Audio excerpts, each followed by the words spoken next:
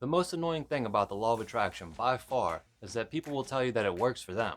So if it's not working for you, then you're obviously not doing it right. Yeah, well, what if it's more complicated than that? Maybe, like myself, you do believe in the law of attraction, and you actively work towards visualizing your goals with major definite purpose. But manifesting the things that you desire to have in life still eludes you. You've really only been able to manifest just enough to keep your faith in the law of attraction alive. If this sounds like you, then you may be experiencing a block that is preventing you from accessing your full potential to manifest. And this video will quite possibly be exactly what you need in order to shed some light on what's blocking your manifestation abilities and what exactly, if anything, you can do about it.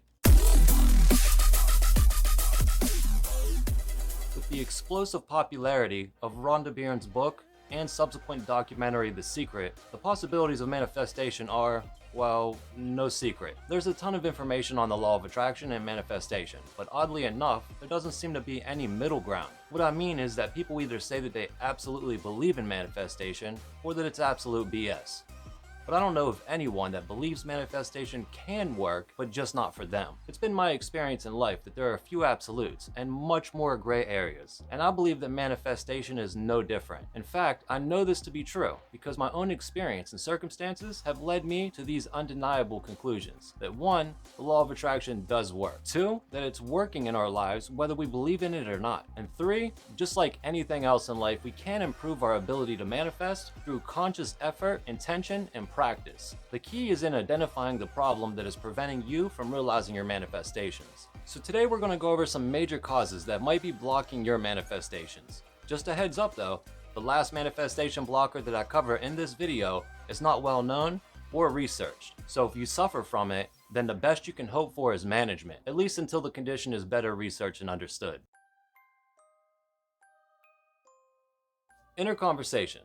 We are hardwired for negativity as a means for survival, and for the sake of evolution, this has served us well for about 6 million years, give or take. Psychology refers to it as negative bias, but I would argue that we live in a world today that has all but eliminated the need for such survival instincts that made our brains hardwired to give more weight to negativity. Now I say that to say this, that voice in your head is not your friend, and if you're taking advice from it on the regular, then you're probably doing yourself more harm than good. That's not to say that you should ignore it completely, but rather that you should work to take control of your inner conversation that you have with yourself. Learn to trust your gut more than that inner critic that wants you to be safe and comfortable, even if it means lying to you with a negative bias to remind you of what happened the last time you took a chance and failed. You're still at it? You do know your channel ain't growing, right? A little. Not now. Whatever, dude. Major definite purpose. Most people want happiness. Most people wish they were rich and had nice things. Most people hope to find romance and that perfect person that is just out there somewhere waiting for them. Reality check. Almost everyone who has ever lived has wanted these things for themselves, yet seemingly few obtain them. The difference then between the people that achieve their goals and the people that do not lies in the spectrum of desire. Everyone has desires, but to what degree a person has desire will play a major role in the obtainment of that desire. I like to think of it like this. If you want something so badly that it becomes sort of an obsession that all but consumes you to the point where you find yourself constantly thinking of that thing, then you very likely have a burning desire and you're on the right track. However, where most people fall short in seeing their wants and desires come to fruition is the lack of a major definite purpose towards achieving their goal or desire. Now there's a lot to be said for how to formulate a major definite purpose towards achieving your burning desire, and there are many books written on the subject, with the most popular probably being Napoleon Hill's Think and Grow Rich. But to simplify the process, here are some basic steps that you can take to get started. Number 1, make it simple. Make it so simple that a child could easily understand what it is that you desire. Number 2, be specific. Paint a picture of what it will look like once you've obtained your desire. If it's more money, how much? If it's a house, what color? How many rooms are there? You get the idea. Number 3, state a time for when you will have achieved your goal. I will have $10,000 in my possession on the 11th day of the month of May in the year 2022. 4. Make it believable for you. Now, you're capable of manifesting great things, but if you don't believe that you can achieve a goal, then you're setting yourself up for failure. My best advice here is to start with goals that you believe you have a higher probability of achieving in order to affirm your power to manifest, and then raise the bar from there, shooting for bigger goals. Number 5, write it down. There is power in writing things down. There's creation in it. If you can create it in your mind and then write it out, then I believe that you're adding more power to create the reality that you desire. Plus, it always helps to have a physical reminder that you can use to reassert your goal. You can do this by writing your goal on an index card and then keep it in your pocket as a constant reminder throughout your day. At the start of the day, you'll put the goal card in your pocket, and then when you end your day, remove it from your pocket. This constant contact will serve as a reminder every time you reach your hand inside your pocket and touch that goal card. Inaction. The next big hang-up, and probably the most preventable, is inaction. I think that people like myself who believe in the metaphysical possibilities of creating their own realities through thought form are especially susceptible to the fallacy of inaction. It has been said that divinity helps those who dare, so don't make the mistake of idly watching the skies in expectation of your opportunity to fall into your lap. Now, it might be that this is exactly how it'll happen for you, but be smart and take action towards achieving your goal while keeping your mind's eye firmly fixed on visualizing your goal to come into fruition. This will only work to multiply your power of manifesting the thing in which you desire to manifest. Visualization. Did you just... Was that a segue? Yeah, maybe. Okay. Alright. Not bad. Thank you. Visualizing your goal. Humor me for a moment. Close your eyes. Now get a clear picture in your mind of whatever it is that you desire most. I'll wait. Okay, so people usually fall into one of 3 groups. Group 1, they can conjure up a clear mental image almost instantly and without much effort. Group 2, they can almost form a mental picture, but with effort and it's not very clear. There may even be multiple pictures trying to form at once. And finally, Group 3, they only see darkness when they close their eyes, and no matter how hard they try, darkness is all they ever see.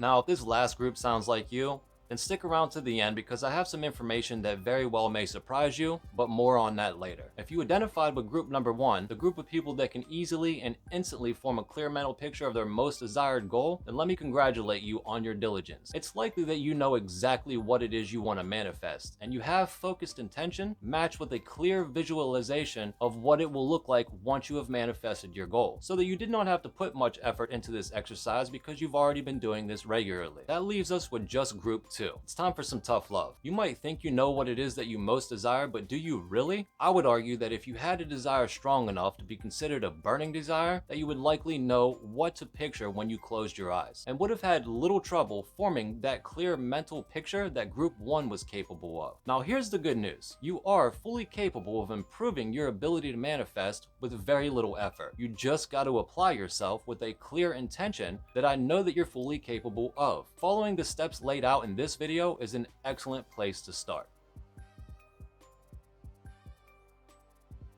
Bad lifestyle choices. This could easily be labeled as poor energy management because that's basically what it boils down to. However, I felt that bad lifestyle choices would be more relatable to the vast majority of people. Wellness is broken down in different categories or dimensions of various ranges depending on who you ask. Though we're going to go with 10 dimensions of wellness here. Now, I'm not going to waste my time or yours in going too far in depth in each one of these wellness dimensions because, well, my definition of wellness in any one of these categories may not align with your definition. And of course, you either want to live well or you don't. So there's likely nothing that I could say here that will convince you that you're not doing enough to live right by any definition of wellness. So you're gonna have to look inside yourself and come to terms with how you're living on your own terms. The 10 wellness dimensions are as follows: mental and emotional, physical, spiritual, nutritional, intellectual, financial, social, environmental, sexual, and occupational. Now, as I've already mentioned, there will be varying degrees of interpretation on what constitutes as wellness in each of the dimensions stated. For example,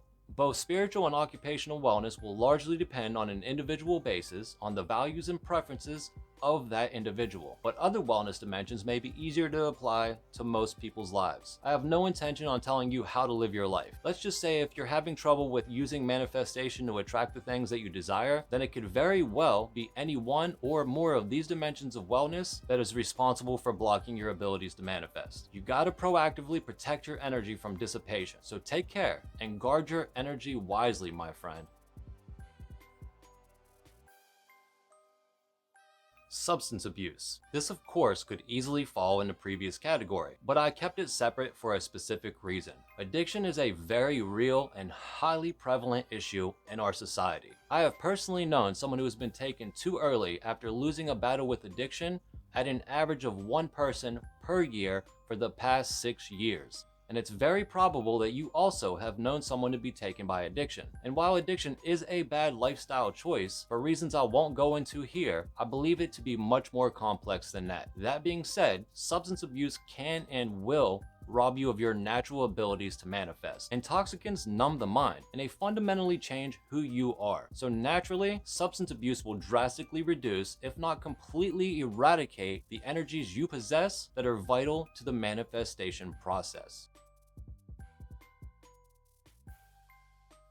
Having a victim mentality. Now this is not to be confused with actual victims who in many cases tend to be extremely strong and resilient individuals that have survived some incredible odds, and they had to become strong in order to do so. In contrast, people with a victim mentality think that the world and everyone in it is against them, and that they don't have any control over their circumstances. Having this type of outlook on life will undoubtedly block your ability to manifest because it becomes way too easy to give up at the first sign of resistance. Whereas those with real determination to succeed are quick to seek their own responsibility in every situation. They view setbacks not as being permanent problems that keep them from achieving their goal, but as temporary obstacles to overcome. So which one of these two categories do you better align with? Now this next potential manifestation blocker is different from the rest that are on the list, in that it's not a problem that can be easily solved through the use of willpower and determination. But before we jump in, if you haven't already, go ahead and hit that like button and subscribe to my channel. Also drop me a comment below and let me know that you subscribed so that I might show my appreciation for your support.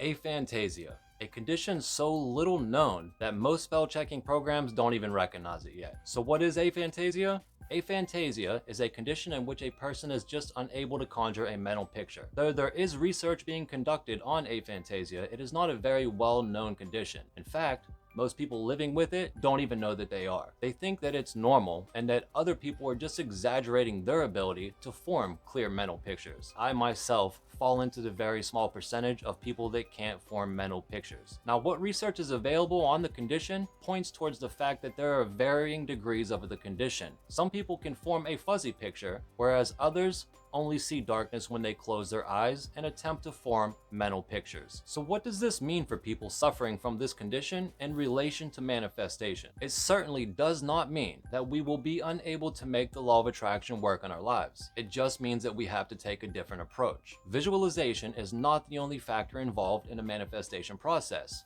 Feeling plays a critical role in the process and is much more important than visualization. Feeling is the secret for anyone who wishes to manifest anything from the formless, but it's especially important for those of us that are simply unable to use visualization processes to our advantage. This is good news because the people with the ability to visualize seem to put too much weight solely on that visualization process, and then they put little to no effort into the feeling component. This is a critical flaw in their ability to manifest. Whereas those of us that cannot visualize do not have the luxury or choice in this regard. We have to feel things into existence if we want to manifest them into our reality. The issue then lies in the awareness of the condition, and if you think you may be living with this condition, the very first step is educating yourself about it. Do a little research and test out your ability to visualize using your mind's eye. Now, I'm planning on dedicating an entire video to this condition in the near future. For now, remember that feeling is the secret to manifestation,